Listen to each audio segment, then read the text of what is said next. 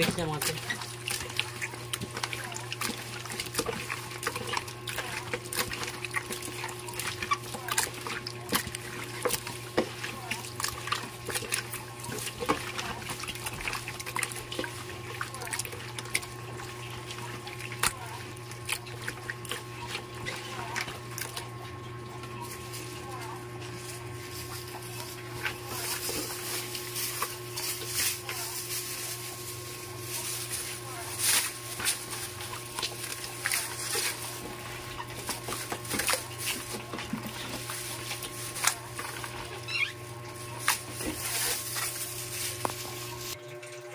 Hello po mga Choy, welcome back po muli sa ating YouTube channel.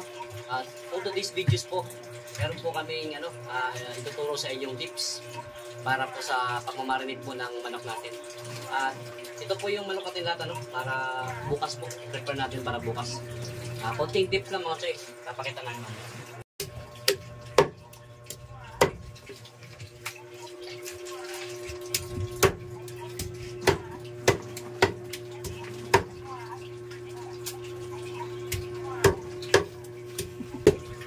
So, bago po ang lahat mga Choy, sa mga malalapit lang sa amin, at saka sa naghahanap ng mga manok na makukunan, pwede nyo po kami kontakin, at pwede po kami mga pag-supply sa inyo kasi yung manok po ngayon, hindi naman lingid sa kaalaman natin na sa pasok po ng sindikato, at saka pataas na po yung presyo.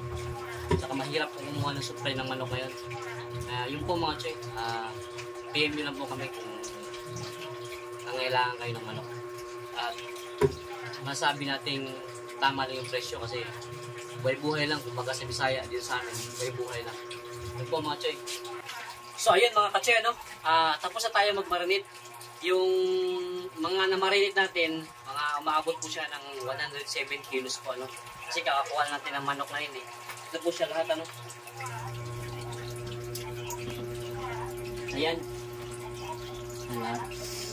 Ang iba nito, nahatid natin sa tindahan para meron silang buffer, hindi na sila kumuha pa rito kasi alangan na sa oras kapag kukuha pa sila dito.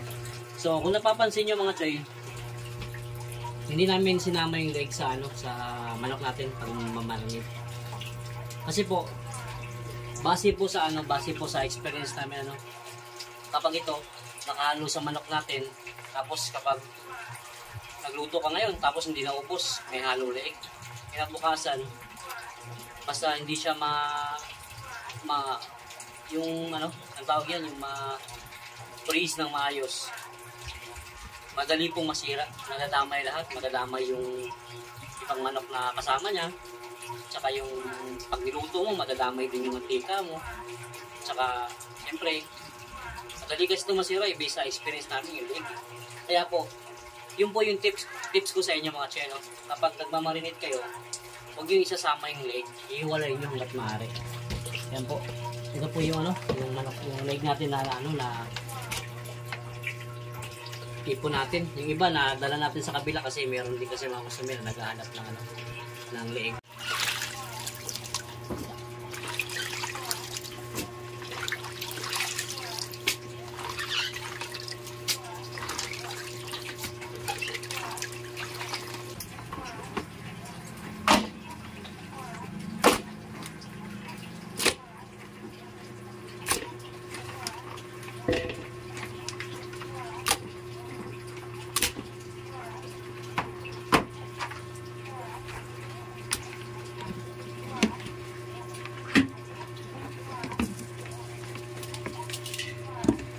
Tayo ng i-mix niya mga Choy.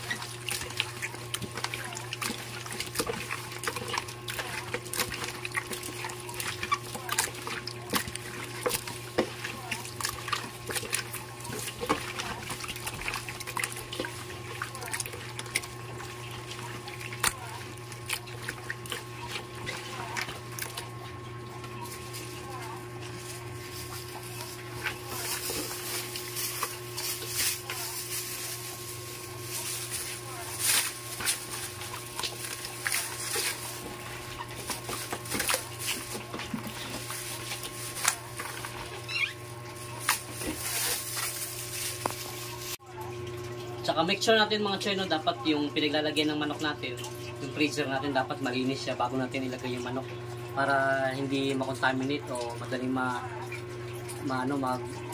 gumalaw yung mga bakterya ba. Yun po mga choy, tingnan mo. Ito po yung natin. Yung manok natin. Maganda talaga kapag may freezer.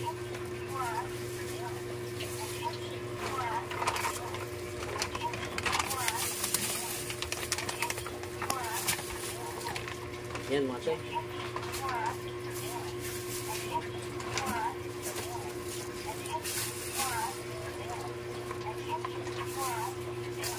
Yan.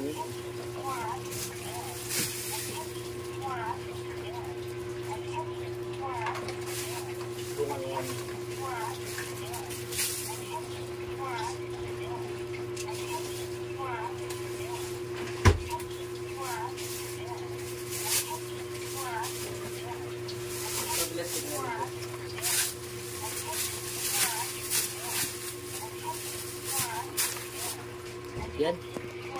Yan mga choy, no, katatapos na natin mag-marinate. At salamat po sa inyong mga walang sawang suporta sa ating YouTube channel, ano. At kung bago pa lang po kayo sa aming YouTube channel, ano, huwag niyo po sanang kalimutang mag-subscribe at i-click na rin po yung notification bell para updated po kayo sa mga bagong videos namin. Shout out po sa inyo lahat, ano, lalo na po sa mga bagong nag-FC. Makakatulong po sa inyo yung mga videos po namin. Panoorin nyo lang po. Makikita nyo po dyan kung bago ka pa lang po mag-umpisa mag-FC. Manood ka lang po sa YouTube channel natin, ano, at saka doon nyo po makikita kung paano ka mag-umpisa, ano po yung mga dapat natin gawin, tsaka ano yung mga gamit na pwede natin gamitin. Makikita nyo po dyan saan natin sa mga na-upload na natin, ano. At saka kung may mga tanong kayo, huwag nyo po sanang kalimutang mag-comment para magawan po natin ng video yung mga tanong po ninyo para ma-vlog din po namin, ano, kung ano po yung mga kulang sa inyo, lalo na kapag bago pa po kayo. Shout out po sa inyo mga choy. Salamat po.